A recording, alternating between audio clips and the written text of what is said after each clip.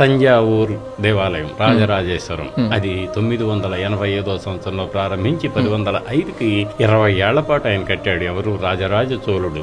నేను నిర్మించిన ఆలయం భారతదేశం మొత్తం మీద అంతకంటే ఎత్తైన ఆలయం మరో చోట ఉండటానికి వీల్లేదు అని సమర్థుడైన శిల్పి ఒక ఆయన ఉన్నాడు. ఆయన పేరు తచ్చన్. ఆలయం నిర్మించాలంటే నిర్మించారు. ఎలా నిర్మించారు?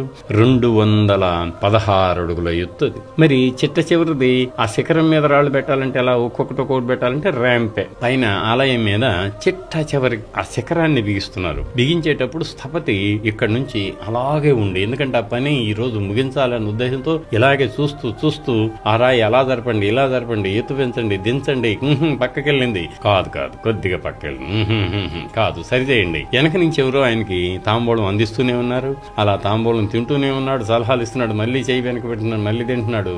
ఎవరు నాకు ఎప్పుడూ 3-4 గంటల నుంచి తాంబూలం అందిస్తున్నారని వెనక తిరిగి ఇలా చూస్తే రాజరాజ చోళుడు.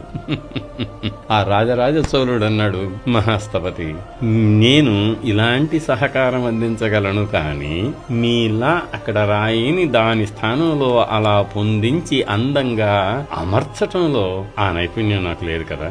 మహాకుంభాభిషేకానికని పైకి తీసుకెళ్లి తనతో పాటు అక్కడుండి ఆ మహా కలశ ప్రతిష్ట, కుంభాభిషేకం అంటారు, అంతా అయిపోయింది. ఆహా అని చుట్టుపక్కల 1000 మంది జనమంతా కూడా అత్యద్భుతంగా రూపుదిద్దుకున్న అత్యంత ఎత్తైన రాజరాజేశ్వరం అనే తంజావూరు బృహదీశ్వరాలయం సిద్ధమైంది. స్థపతికి సత్కారం చేస్తారు. అప్పుడు ఆ సత్కారం చేసేటప్పుడు ధనధాన్యం ఎన్ని ఇచ్చుతో అది కాదని చెప్పి తన కిరీటం తీసి ఆయన నెత్తిని పెట్టి, రాజు మహారాజా ఏమిటిది? ఏమిటా? మీరు చేసిన పనికి ఏం చేసినా తక్కువే.